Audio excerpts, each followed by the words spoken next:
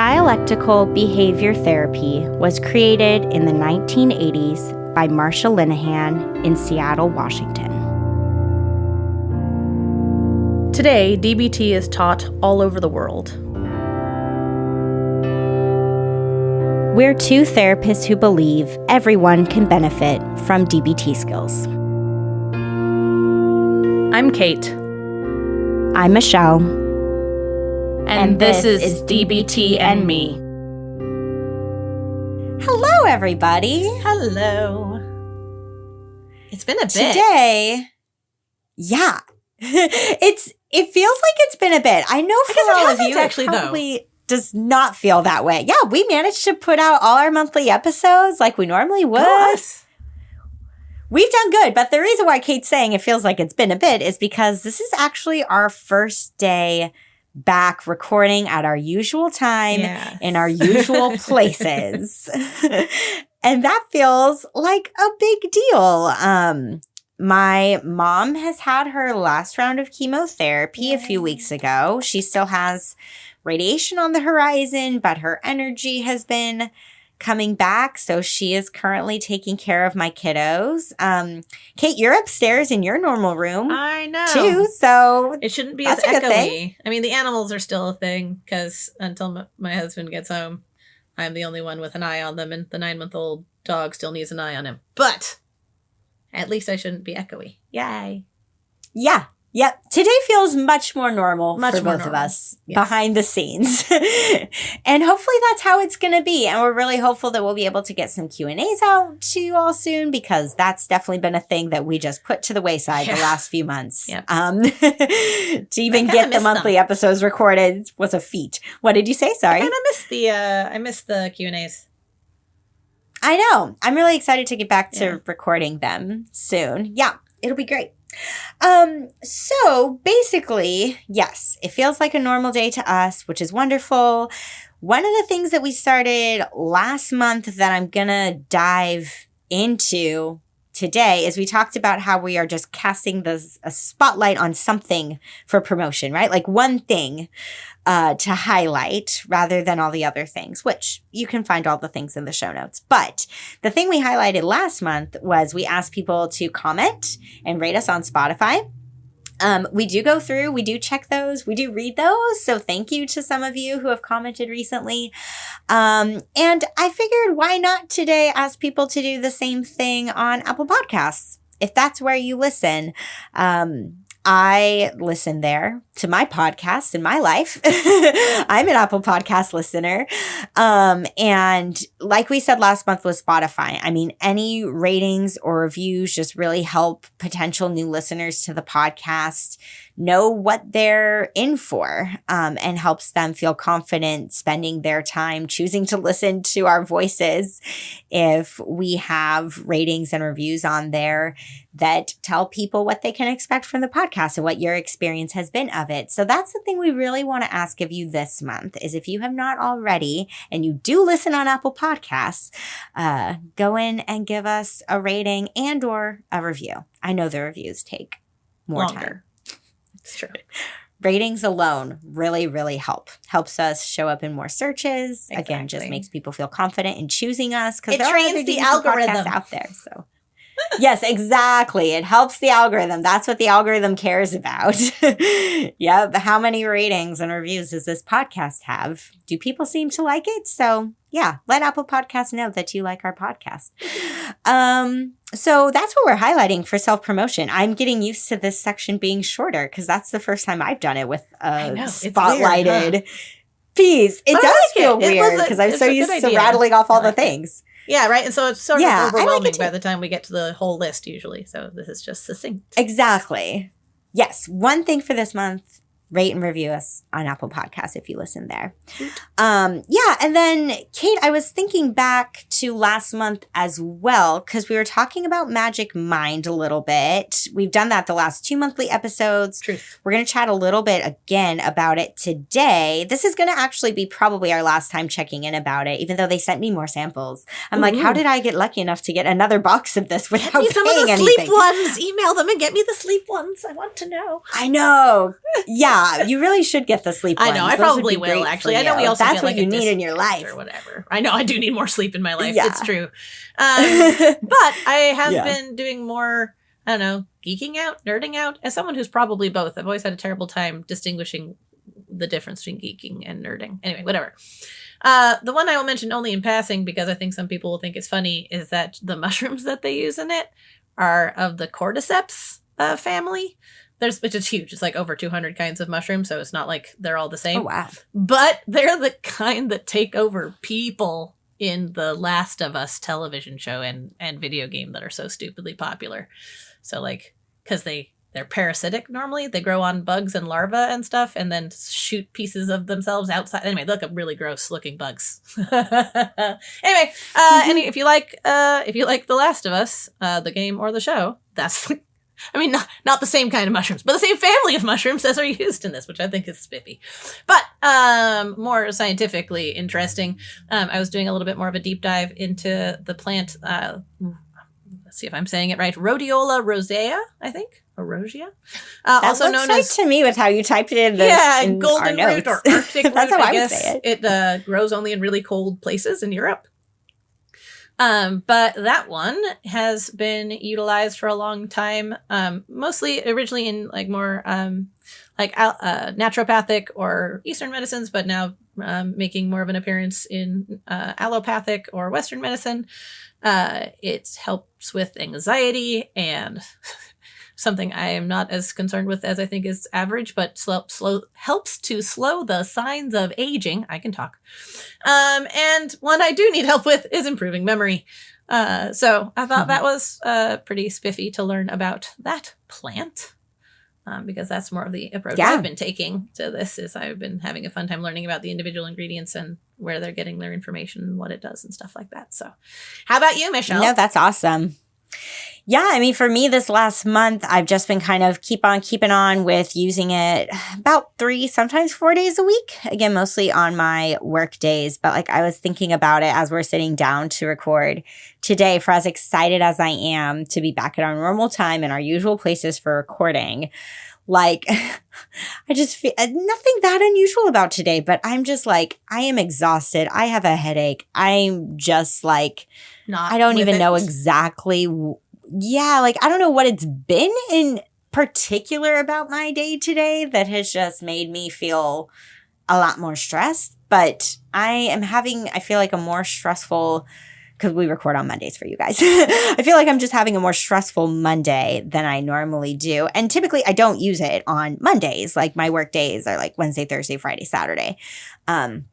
And my long days are Thursdays and Fridays. And again, sometimes I find it helpful on like a Wednesday afternoon after I'm done seeing clients see me through the rest of the day, or on Saturday on my lunch break too, even though that's a shorter day. But I normally don't use it on Mondays. And I'm like, God, I wish I had taken some this morning. Like I wish I had drank some because it probably would be helping me feel a little more focused and just, I mean, that's one of the things they say, right? And I've noticed that, like just feeling in general, like less stressed, like more calm.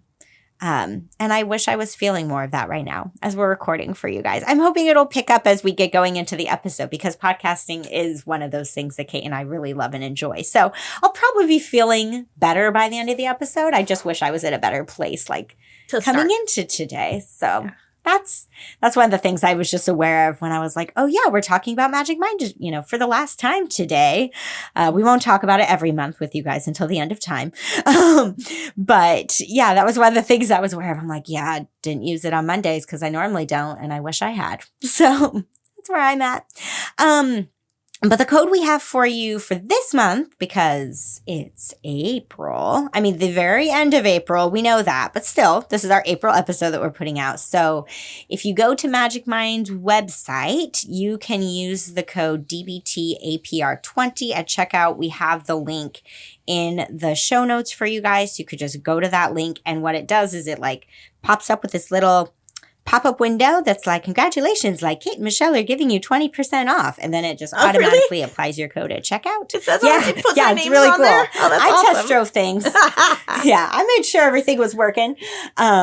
So yeah, that's the code to use if you haven't gotten any yet and you are at all curious to give it a try. DBT APR, like April 20 for 20% off. That's what you want to do on their website. And we'll post a link in the Facebook group too, if you hang out in the Facebook group. So that could be an easy place to find it. Okay. The topic. We haven't said what we're talking about yet, I've realized. No, not even a little Let's bit. make sure we mention what we're talking about.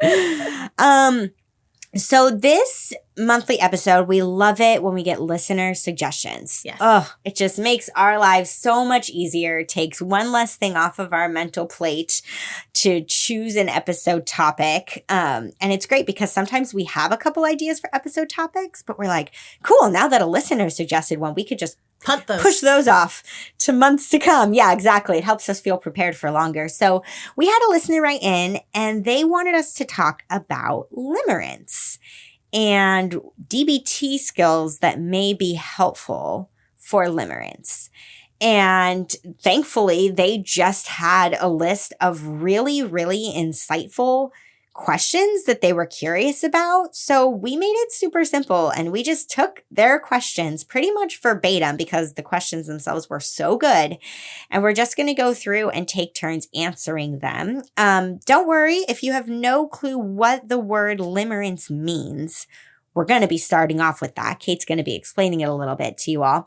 And then the listener also sent us a really great article about the topic of limerence. So we're going to be making sure that that gets posted in the DBT group. If you're curious to take a deeper dive into it after you listen to this episode, there are resources out there that can help you do that.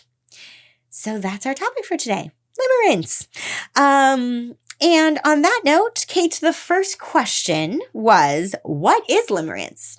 And how is it different from just having a crush? And you're going to be answering this one. Yeah, I am. And also, okay, I admit my brain may have just slightly gone away to the dog. And so if you already said the name of the article or that you're going to post it, but if not... I said I would post it, but I didn't perfect. say anything further about the name or anything. That's fair.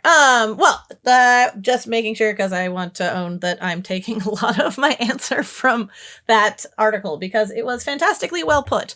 And while I was already familiar with the term, I had heard it before this episode, or before the listener suggested it. I didn't know some of the history behind it, which I did get to learn. So I do want to put a little bit of that in there also just because I was excited to learn it myself. So apparently the term limerence first came about in 1979, which honestly is a bit longer than I would have guessed if you'd asked me. Also still sick, guys. Sorry about that if I cough in the middle of things. It was defined by a psychologist named Dorothy Tenov. Hopefully I'm pronouncing that right. In a book called Love and Limerence, The Experience of Being in Love. Which now I'm actually kind of curious to go and find out and maybe read because I love seeing the root of things.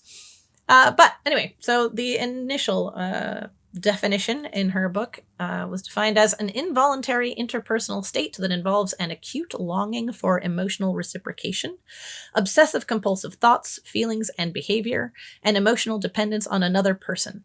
That it is an unhealthy obsession or infatuation without the facts. And it's really this disregard for who the other person is. Apparently they are defined as the limerent object. But it's not really who they are that's driving your attraction to them or your feelings about them. And that's a huge way that it's different from being a crush or having a crush with someone, right? My Lord, do I know my prepositions today? Having a crush on someone is generally the way that's said, Kate. Right. So when we have a crush on someone, it's usually about who that someone is. Right? We want to know more about them. We want to experience closeness with them. We want them to know more about us, right? We want interaction. We want connection.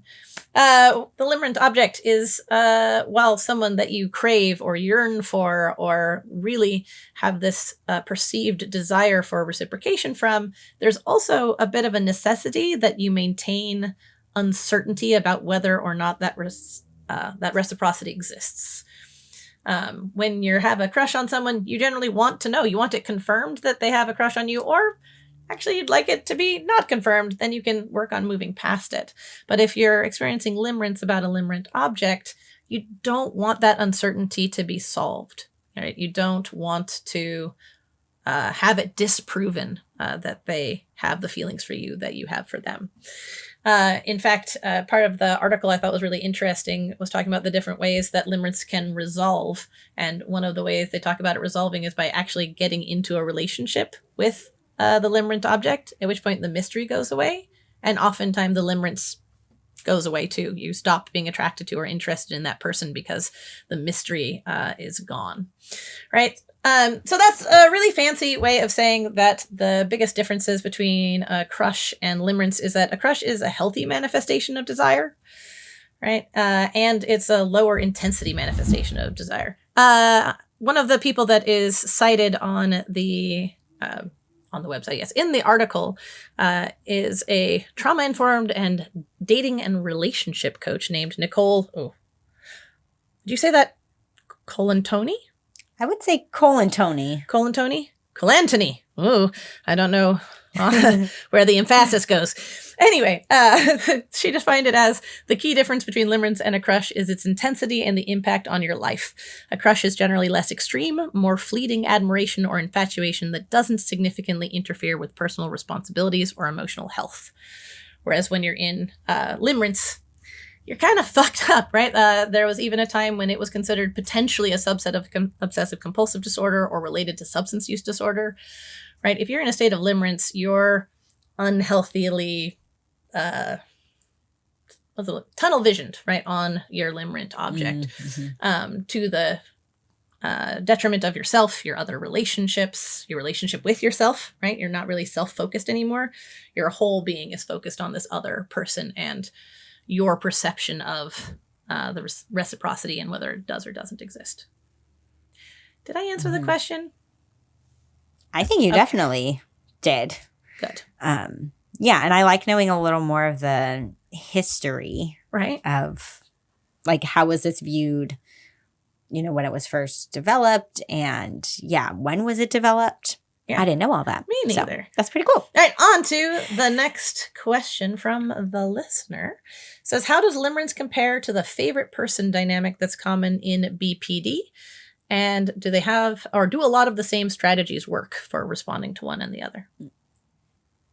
Yeah, that first question of how does limerence compare to the favorite person dynamic that's common in BPD, it took me a moment to pause and think about it. I see one big difference, and I'll talk about that. But I really think that some of the obsessive thinking can overlap between the two. Where in a favorite person dynamic, sometimes it can feel like that person is number one on your list and everybody else in your life is a very distant number 2, 3, and 4 for who you think about and who you spend your time with and where you rank them, we could say, in terms of importance. The same way that somebody experiencing limerence would put, their limerent object at the very top of who takes up maybe the most space in their brain. So I see that similarity. The big distinction, though, and Kate, I'll actually kind of be curious to hear your thoughts about this because I feel like I see this common trend when we read listener emails when they're struggling with, losing a favorite person or having conflict with a favorite person. And I've seen it with my clients that I work with when they have a favorite person. Yeah. Is that the big distinction is that in an FP dynamic, we could say, with a favorite person, a lot of times you actually are very close to that person. Oh, yeah. You spend a lot of time with them. Whereas with limerence, most of the time, you don't actually really know anything about this person. Yeah. And you don't really spend much time with them. You're kind of admiring them from afar. Yeah. Or yeah, exactly. Or like the interactions that you do have might feel very intense, but they're very short-lived. And they're pretty rare, the interactions that you may have with them. You're not actually in each other's day-to-day lives much, if at all. with limerence. But with favorite person, you are probably all up in each other's business. It's like, oh, what am I doing this weekend? Well, I know I'm hanging out with my favorite person, probably for the vast majority of my weekend. Yeah, that's just Whereas the somebody default. with limerence, someone with limerence might be like, well, I know that they wouldn't think of it probably this way themselves, but my limerent object is really into blank. I know that they mentioned they were going to go see this movie. I'm going to go see that movie too, but you're not necessarily going together with them. It might look like that. And I think that's what can make the favorite person dynamic really challenging when it does fall apart, is that the favorite person just takes up so much of your time. Like you're probably texting with them all the time. You're seeing them all the time. And then if things, if there's a rupture and things aren't going smoothly anymore between the two of you, I think both the limerent, I was about to say the limerent object, the person experiencing limerence towards a limerent object and how someone might feel towards a favorite person, the level of devastation might actually be pretty similar too. If the signs are there of just kind of like, I can't have closeness with this person. Yeah. But the person with limerence is more likely to kind of have it, you described it pretty well, Kate, but just kind of like feel like this wave that you're riding, right? I want to regain that closeness. Okay, I feel it. Oh, I don't feel it. I'm down. Let me try to feel it again. Oh, I feel it. I feel close to them. I'm up. Whereas in a favorite person dynamic, if that falls apart, I feel like you're probably more likely to feel down and stay down. Yeah. For a while. Because it's really devastating. With the second question of like, do a lot of the same strategies work? What I think the listener meant is like, when we talk about DBT skills or strategies that can help when you find yourself in a favorite person dynamic, could you use those same things with limerence? And I think at least a strategy that I'm going to recommend is yes. And Kate's going to talk about this more a little later on. But I think it is really important to make sure that you're creating a life worth living for yourself that doesn't have anything to do with either a favorite person or a limerent object, respectively. Making sure that you have other people, other things that you do that don't have anything to do with your favorite person or limerent object. I think that that's really the key to feeling like you have balance. So then in a favorite person dynamic, if there's a rupture, you still have a safety net of other people and other things to do with your time rather than feeling like all of your time was taken up only being spent with your favorite person. And then if it's a limerence situation and it winds up falling apart, then it's one of those things where you still can feel like you have a sense of self intact. Because I think when you're really, really deep into limerence, you stop paying attention to the things that you like, that you lose your identity in a lot of ways. Absolutely. Yeah, 100% you do. It's all driven by, well, how can I do the things that I know my limerent object might likes in an effort to kind of create this false sense of connection, right?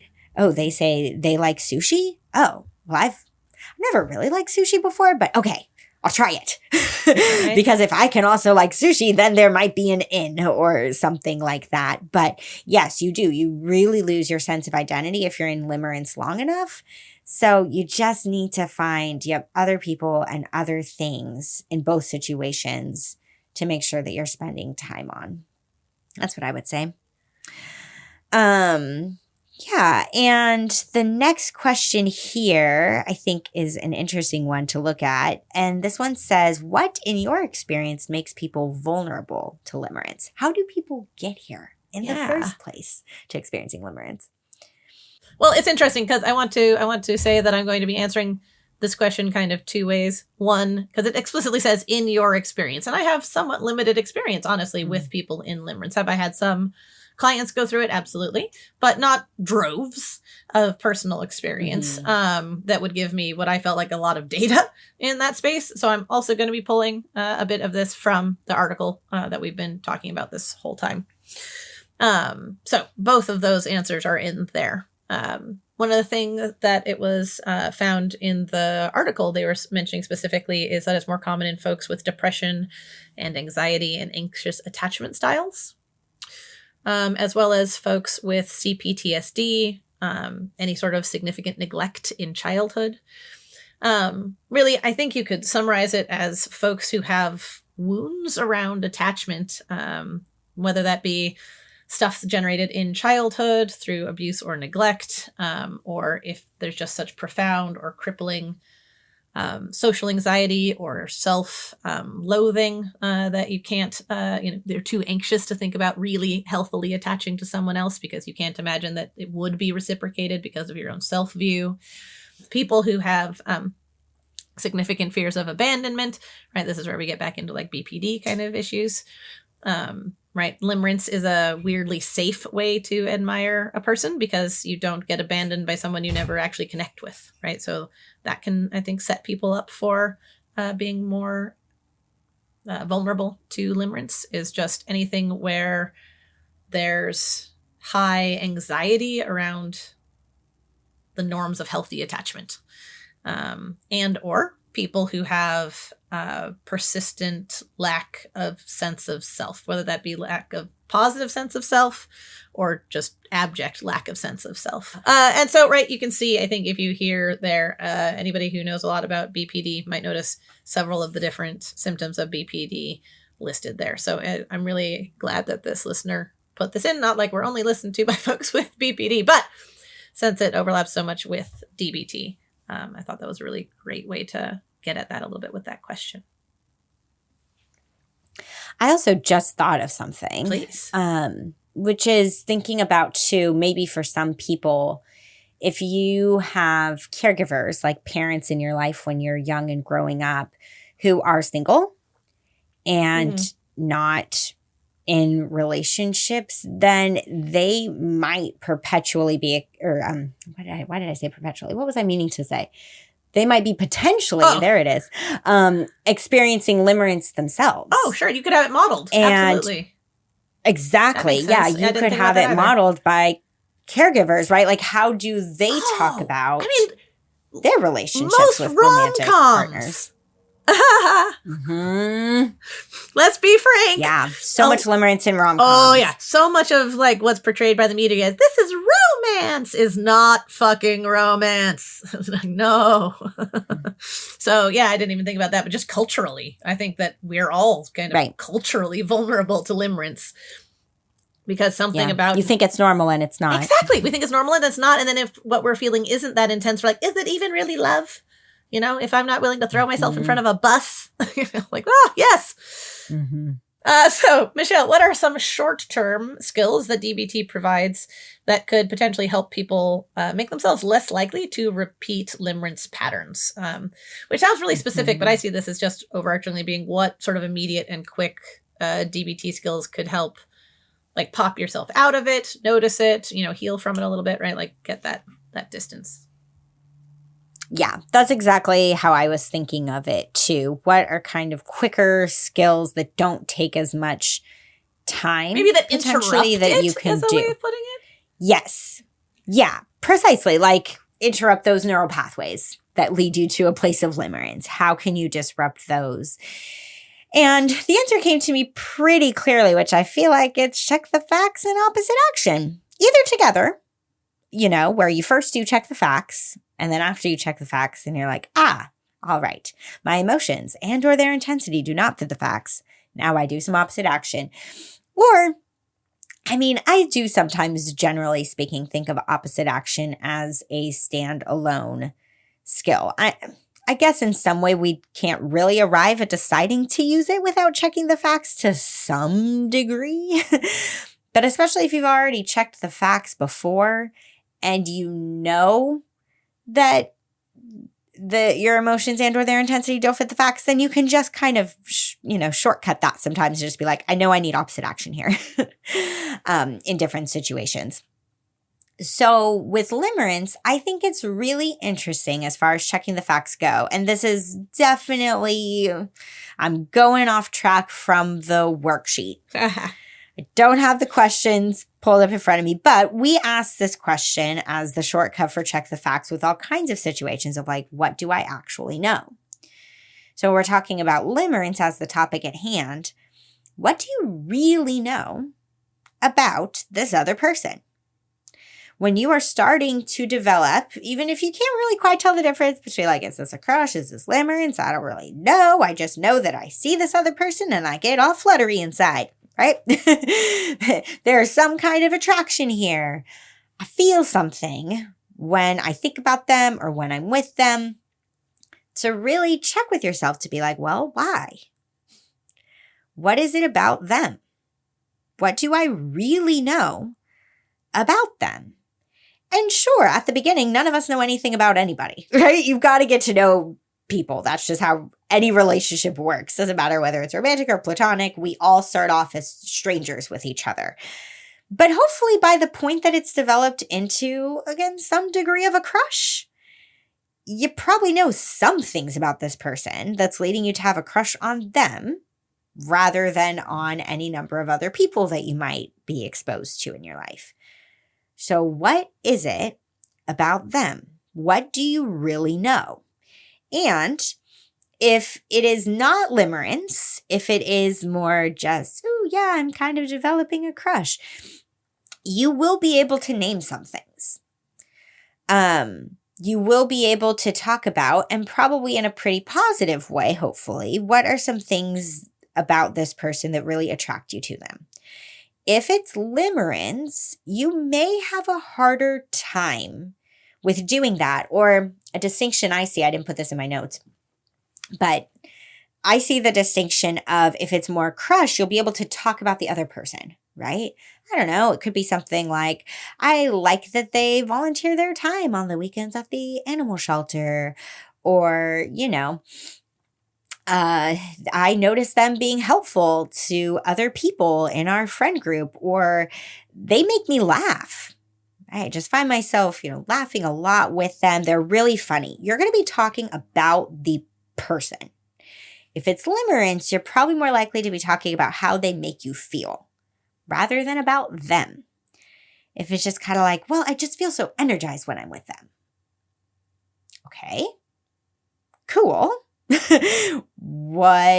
Is there any specific thing about them that's leading to you feeling that energy, right? I've seen this sometimes on the stupid reality TV shows I watch where, yeah, Kate, I have an idea and I'm afraid my brain will eat it. Which is, I think, that another way to use the question, right? Like, what do I actually know? But a little on its head, that I think is a good distinction between crush and limerence also, is like, what do you want them to know about you? Because I think with a crush, you want the crush to know more and more about you, right? I want them, because you desire more and more closeness. Whereas with the limerent object, it might be like, well, I don't want them to know fucking anything because then they'll reject me, or like they won't like me, or, it risks the perception that you have with that other person. So that also, I think, is a distinction. I love where you're going. I just was like, my brain is so bad today, I would lose it. I completely agree with that. In the sense of, it's just a matter of like, what are you focusing on when you're talking about them? I actually think it might have been because, I watched The Bachelor. I was going to say, I didn't want to derail you from your TV. No, it's okay. I think it was on The Bachelor once where like, one of the contestants was going to, the person who was the Bachelor or the Bachelor. I can't remember which one. Or maybe it was actually, I think it might have been the Bachelorette with one of the contestants. I don't know. But someone asked the question of like, what is it that you love about me? And the person couldn't say anything. Oh, I remember, for any of you that watch, it was on Jen's season where, what was his name? He was like scruffy. He was like a shuckshark. I can't remember. He was an asshole. They did like some radio show. And this was the question that was asked of the group to be like, well, what do you love most about Jen? And everybody else was able to give an answer about her. Some quality that she had that they admired or respected or found attractive. And this guy could not. It was all just about like, how he feels when he was with her. It was just like, well, I just feel so like, attracted to her. She's like, okay, but why? What is it about me that makes you attracted to me? And she like pulled him aside afterwards. She ultimately sent him home, thank God. But they wound up just going round and round in circles because she kept asking that and he couldn't answer it. Wow. So check that for yourself, right? Just be honest with yourself. If you really can't name anything about this person that you like about them, that's a sign you're in limerence. And checking the facts around that, I think, can be helpful. Now, if you catch it, if you're like, shit, maybe I am in limerence. What do I do? Well, this is when opposite action comes into play. And DBT has a whole page. We should maybe repost just this one in the Facebook group too. All about opposite action to love, which gets people sometimes. I've had a couple clients in one-on-one work where we're talking about opposite action. They're like, I don't get this one. One of these things is not like the other. I get opposite action for fear. I get it for anger. I get it for all those things. I do not get it for love. What are we talking about here? But I pulled it up in advance. I have it here. So it says that love fits the facts, right? This is when it's good and healthy. When it says loving a person, animal, or object enhances quality of life for you or for those you care about. And it says loving a person, animal, or object increases your chances of attaining your own personal goals. I.e., you feel like your best self when you love this person, animal, object. Rather than feeling like distressed all the time and anxious. That points to limerence. But basically, it gives suggestions for when your love is not justified by the facts or is not effective. So if you can't check both those boxes, you're probably in limerence. And like with so many things with opposite action, it really kind of follows a similar framework with some other emotions, where what they primarily recommend is avoiding. Like avoiding, distracting yourself, keeping your distance to focus on other things. I really like this one though. It says, remind yourself of why love is not justified. It says, rehearse the cons of loving when loving thoughts do arise. So you might need to make a pros and cons grid as well. That could be another skill you could consider to really look back at, because we say this all the time. Making a pros and cons grid is not enough. You have to actually look at it after you make it and remind yourself. So that's what it's talking about. But it talks too on this page about how you really, it gives a list about like avoiding contact with everything that reminds you of your limerent object to stop expressing love to them, which may mean even like unfriending on social media. Like you really need to cut off all contact, any potential, I know it's an overused word, but it's the best I have at the top of my head, right? Trigger that gets you thinking about them or feeling this way towards them. Those things are going to be what helps pull you out of limerence. It's like a detox. It really, really is. The last thing I'll say before we move on to the next one is I think that there is a place here for some mindfulness. Mindfulness is a very short-term DBT skill at baseline. Mindfulness, as we say, can be done anywhere, anytime, with anything. And so if you are in a place of limerence, the way that mindfulness could be helpful for you is that so much of your focus and your energy is outside of yourself. You are being mindful of the limerent object. You are not being mindful of you. You're not thinking about yourself. You're not thinking about your needs. You are just solely focused on them. And so if you're able to practice some mindfulness of self, right? So again, that could look like, especially if your limerent object is somebody that is really hard to completely avoid. Maybe your limerent object is a coworker and your options are like, I either completely quit my job or I stay here, but I just try to be less limerent. Well, noticing when you're around the person, what do I feel in my body, right? Like being mindful of my physical body sensations, being mindful of what my emotions are, like me. Bring it back to you. Just being mindful of yourself I think can help. It's going to take a lot of practice. It's going to feel really unusual and uncomfortable at first, but I think it's something that's important here. Next one, we're going to keep this topic going of how DBT skills help. I just talked about short-term skills. This one asks, what are some of the long-term skills that DBT provides that could help people make themselves less likely to repeat limerence patterns? So same idea, we're just focusing on long-term now. Yeah, so the first one that came to mind for me was, well, they use the word emotions, and I just can't even. So accumulating positive experiences in the long term. So one of the A's from ABC. You and I have been referencing throughout the whole episode so far, like the idea of self, right? Whether or not someone is grounded in themselves, liking themselves, aware of themselves, and how it's the lack of those things, lack of identity, lack of sense of their own life as complete, right? All of those things that help to make someone more vulnerable to limerence, right? And so if we're focusing on accumulating positive experiences in the short and long term, but this is the long term question, right? That if we're building a life that's worth living in DBT terms, right away, from the ground up, we don't have as much of a sense of a hole in our existence that needs filling, right? We don't necessarily have such a negative experience of ourselves and our lives that we feel such an strong or intrinsic drive to focus elsewhere, right? On the limerent object, on something outside of ourselves and our own lives. So that's the first one that occurred to me. A skill I think I almost never reference, literally almost never reference, ever, but occurred to me for this one, which was problem solving. This does take, some creativity on what you're looking at the problem about. But again, I see this as revolving around like what perhaps is missing in your life and how could you refocus on yourself. So applying problem solving to goals that you might have for yourself, for building up your life, for building up your self-worth, for building up your self-identity.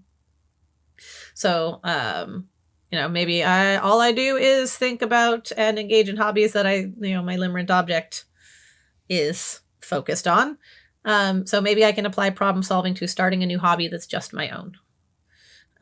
It's funny, Michelle, I feel slightly more called out than I expected to in some of this with my relationship with Chelsea, the friend that ghosted me. I was literally just thinking about that. I don't think necessarily that limerent objects are only romantic. Yeah, I know. Because I've always thought of it that way. But then as you're describing stuff, I was like, oh my. Because I was reliant on constant communication with her day in and day out. I mean, it wasn't quite right because we were all up in each other's business. It's much more favorite person-y than limerent-y, I think. But still a lot of resemblance in there. And I had to do this when I lost that friendship. I had to find ways to rebuild a life that wasn't, that friendship wasn't, one or two of my tripod, pillars, because my life fell on its face when I lost that friendship. And so, right, like how can you apply problem solving to build up your own life to the point where it's more sustainable and stable in and of itself without needing to rely on another person in that way? And then the last one that I thought about was wise mind, actually, which I know no one's going around living in their wise mind all the time, so it's kind of short term, but I do see it as something to come back to over and over and over and over and over again in these sort of places. If you've been with us a while, you've probably heard me talk about wise mind, though if not, keep tuned for a monthly episode soon. Talking about wise mind as like honoring your whole self. Right? And in limerence, you sure as shit are not doing that. In fact, really in limerence, you're probably not honoring your reason mind or your emotion mind, actually, not honoring it, right? And so that I think is one of the reasons that I thought of wise mind as being this sort of skill to really long-term hold on to try and not repeat limerence patterns. Because if you have that question for yourself, right, like, am I honoring my whole self? I mean, watch for the fucking red flag alarms bells to go off, right? If you're in limerence, the answer is a resounding no. And so, like, that might be a star to help you reorient a little bit. Yeah. I also feel like on the topic of wise mind, let me know if you agree with this or not, Kate, because I was just thinking of it as you were talking, but that another, again, kind of, could be limerence type of thing to pay attention to is if you are the kind of person who, you know how to access your reason mind, right? Like maybe with work or with like lots of different areas of your life, you really might lean on that quite a bit. But then if you hear the people around you say things like, oh gosh, like when you fall in love, you just, you turn into a totally different person. Like your reason mind is just poof out the window. Yeah, it's just gone, right? In so many other areas of your life, you're very much like, this certain way.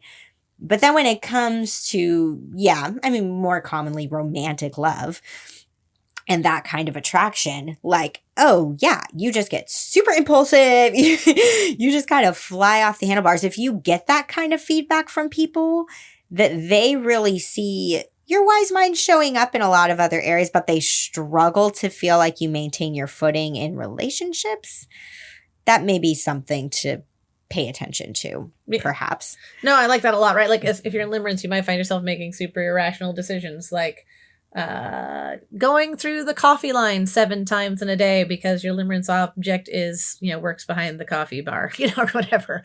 Right? Like that is not a reason mind thing, right? So you might, I think I can understand why this idea of it being separate from, and especially when your reason mind just goes out the window, as good red flags, and a reason to try and get regrounded in it. Yep. Yeah, I actually feel like it's less of a red flag if in general you just hang out in your emotion mind with everything. all the time. And also with like romantic relationships, you're just going to be emotion mind too. Yep. That's maybe just par for the course for you. But if you're like, nope, I'm pretty rational in all other areas of my life except this. Okay, well, let's pay attention here to why not. I like it. All right, I think this is our last question. Yeah. All right, this one says, any different advice for people who are single and limerent versus people who are in a relationship who are experiencing limerence as a threat to their primary relationship? I feel like there is a lot packed into this question. I think one of the differences is that if you're single and you start experiencing limerence towards somebody else, probably, again, like we were saying earlier, this is just one of those things, like through rom-coms and other sources, we kind of expect, maybe not on the more extreme ends of it, but we kind of have this thing where we expect people to lose their minds a little bit when they're first falling in love, we could say, if we want to use that term. So I don't think it raises red flags much for people, but I say also in my notes, I say at first, because I think what will become clear is that eventually if it's limerence and you are thinking about this person all the time and you are talking about this person all the time to anybody else in your life, eventually they're going to be like, maybe you should ask them out. Like maybe you should do something about this. You seem to really like them.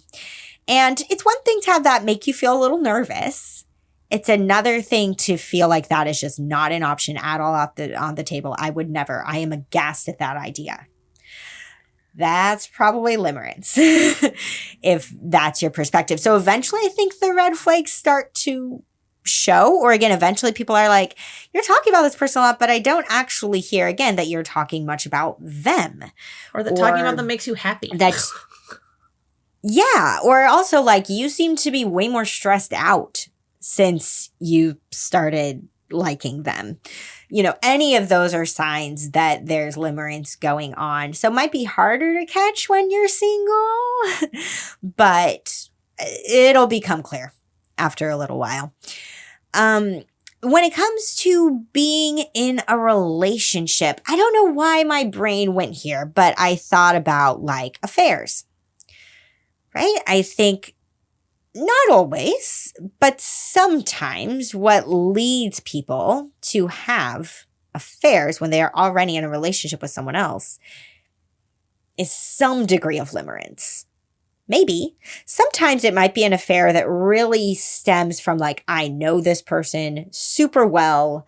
I've really been thoughtful about this, and I just reached the point where things just kind of fell into place and it happened. Or pure lust. But I've heard it many times.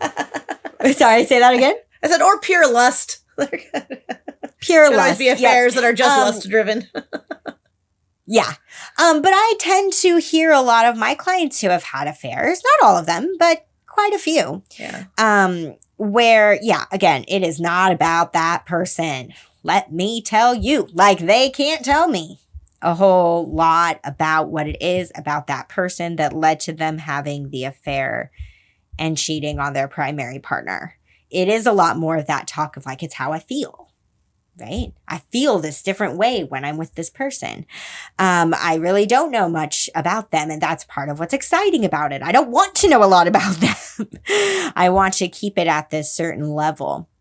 And I can think of one client in particular where, again, no cheating, but like, had a limerent object and then now been in a relationship and married for a while. And boy, do they think of that limerent object all the time, right? It's just really hard to shake it out of their head, right? When they are experiencing dissatisfaction in their primary relationship, they just can't help but think, would I have been happier or better off with so-and-so? Who is their limerent object. So I think that can just make it really hard if you're comparing a primary relationship that is a real life relationship with flaws and all to a limerent object, because a limerent object has no flaws.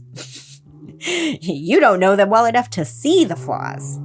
So that can be something where it can just make you more unhappy in your primary relationship because you're fantasizing and idealizing this limerent object, and you could be taking that energy, even if it's just mental energy, towards the limerent object and trying to channel some of that more into your primary relationship. One of the things that we also thought, we've touched on it here and there throughout the episode, but we wanted to answer it here in this question of something else about limerence when you're single. Because again, it's harder to catch sometimes at first. So we wanted to distinguish a little bit between limerence and new relationship energy, otherwise known as NRE. So here's an acronym for you guys. It's not a DBT acronym, but it's an acronym nevertheless that I'm going to use now. And Kate, you touched on this a little bit really nicely, which is that, a lot of times if you're really in limerence, you are miserable. Yep, you are preoccupied and anxious and depressed, and like your mood is not going to be good. If you're in limerence, you're kind of like constantly tormented. Mm-hmm. You perceive yourself to be tormented. But as an adult, yes. Yeah.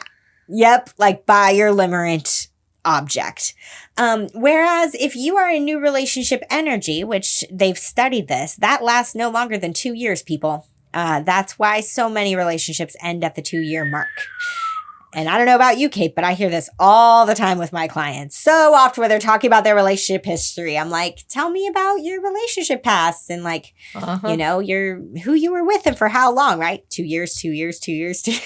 I hear it constantly.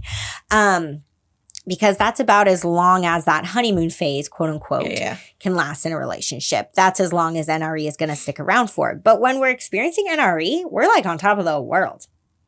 We're like giddy and super happy, and it's like nothing can bring us down when we're falling in love and developing that crush. I have a client right now experiencing NRE, and it's really fun.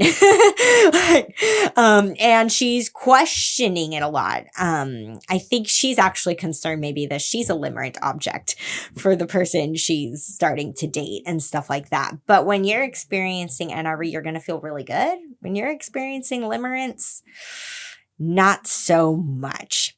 So that's something that feels important to talk about for how to really, again, catch it when you are single. I think it makes more sense that if you're already in a relationship with somebody and then you start to experience limerence like towards someone else, that you are probably going to be a little bit distressed, because we know that's kind of a taboo thing if you're especially in a monogamous relationship. That is a thing that you have signed up to not do, right? Yeah. Of like, I am only going to be with this person. I'm not going to have my mind on anybody else.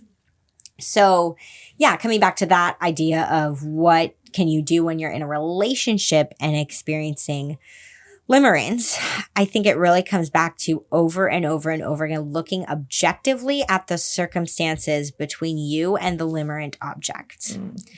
Your limerent object is not in the grind of household chores and bills and potentially raising children and like all of those things that can really wear on a relationship over time. Your limerent object is not in the muck of life with you. Especially depending on, did you meet them when you were traveling? Did you meet them when I don't know, you were in a place or going through an experience that was like really exciting for you? Well, no wonder you feel that excitement towards them. They could have probably been anybody that walks along. And it just happened to be them that the limerence got put upon. But you were just primed for it from the beginning because of the state of mind that you were in. Of like, oh, I feel so free and I'm getting a break from my day-to-day life perhaps. And then, then you put another person in front of me, especially one who I might find physically attractive. Game over. Limerence, initiate that kind of a thing. But it's, again, really not about that other person as much. And that's just a thing to remember and come back to. I think that wraps us up for the episode before we, close it out. Do you have anything else you want to add, Kate? Any other final thoughts that maybe didn't fit in nice and neat to the, again, really great questions that this listener had? Yeah, I guess just in my shortest summary is just, is it making you happy or is it making you sad? And is it based in yourself and the other person or based solely in the other person? And if, as their differentiation, because a lot of these seem to be sort of differentiating questions on what's healthy and what's unhealthy. Yeah. And also just a recognition that like so many things in life, there's a lot of gray, right? Like I think just looking at my own friendships and relationship history, there's times where it's looked favorite person-y. I've certainly had, I think I can think back to like late high school, especially a couple of more limerence-y experiences, right? And so it doesn't have to be perfect, all or nothing, right? But just look at the trends and just the intensity and heaviness, right? Healthy desire and attraction doesn't wreck your world, right? Yeah. So, is it building your world, you and your world up, or is it wrecking you and your world? So. Yeah.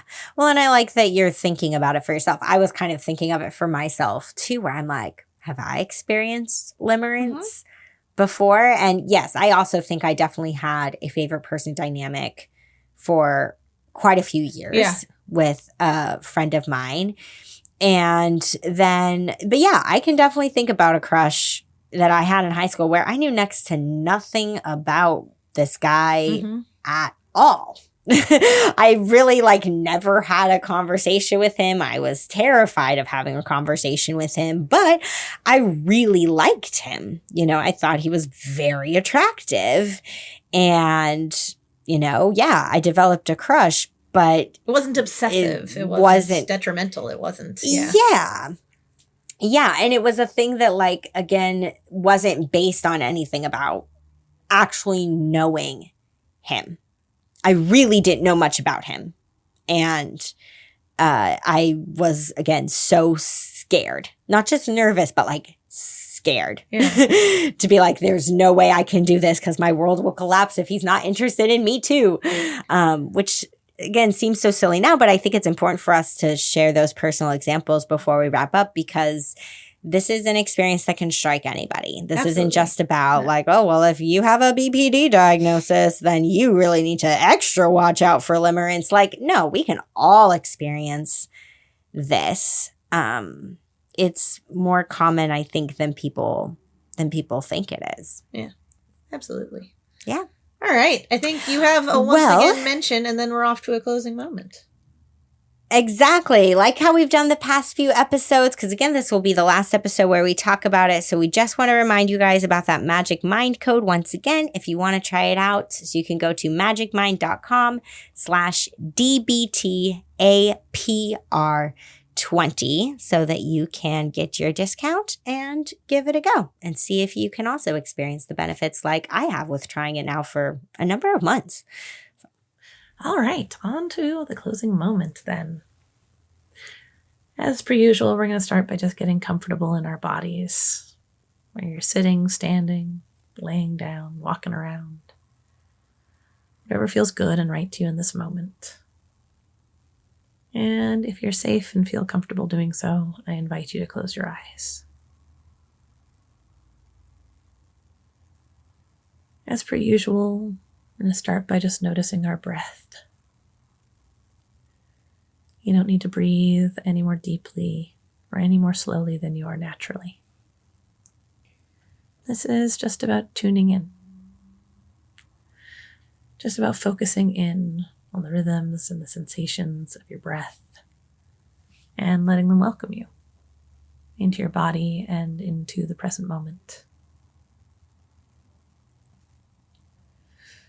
So for today's closing moment, I'm going to go through a series of 3, we'll say affirmations or mantras. I'm going to repeat them a few times each. And as I do, I invite you to repeat them to yourself. In your mind, if that's what's available to you, or out loud if you're in a space where that's acceptable. And as you repeat them to yourself in your mind or aloud, just do your best to stay tuned into your body and your feelings and your thoughts. Just do your best to practice that mindfulness of self and notice, how does the statement land for you? What's your bodily and emotional response when you say this to yourself? Does it shift at all with repetition? Are some of them easy and some of them hard? There's no right or wrong answers to what you do or do not notice during this process. We're just working on building awareness. And each of these statements is meant, yes, to be helpful to someone who perhaps is vulnerable to or going through limerence, but also just healthy, good, inspiring messages that all of us could use probably a little bit more of in our lives. And if you find your mind wandering, that's okay. Just gently bring it back to your breath, your body, and the mantra of the moment. Okay. So the first statement is, I am whole in and of myself. I am whole in and of myself.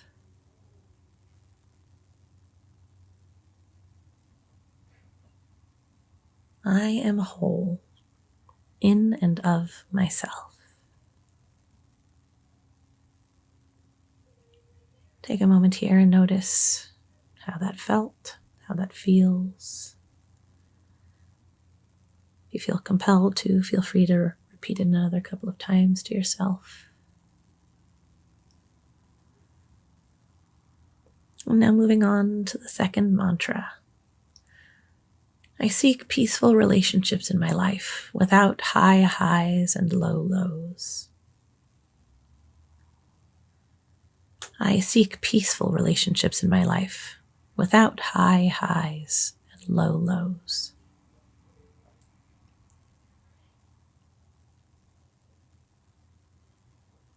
I seek peaceful relationships in my life without the high highs and the low lows.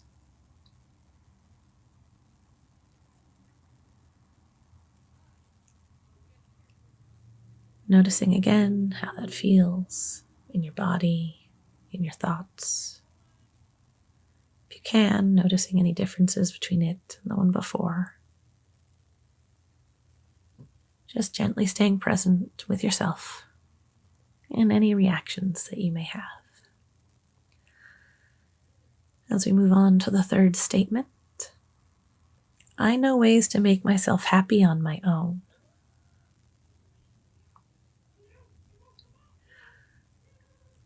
I know ways to make myself happy on my own.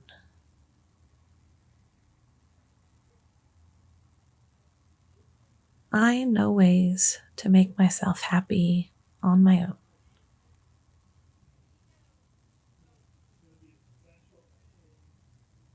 I know ways to make myself happy on my own.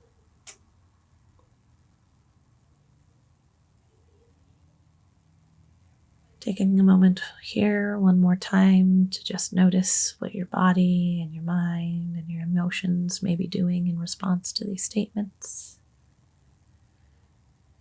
If one or two or all three resonated particularly with you, feel free to continue repeating them to yourself outside of this closing moment.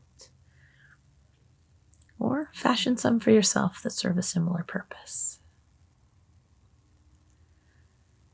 But for today, you can start to gently come back into the room and into your body, doing some gentle movement, maybe some gentle stretches if that feels good and right to you. And when you're ready, you can open your eyes. Thanks so much, everyone. Thanks, everybody.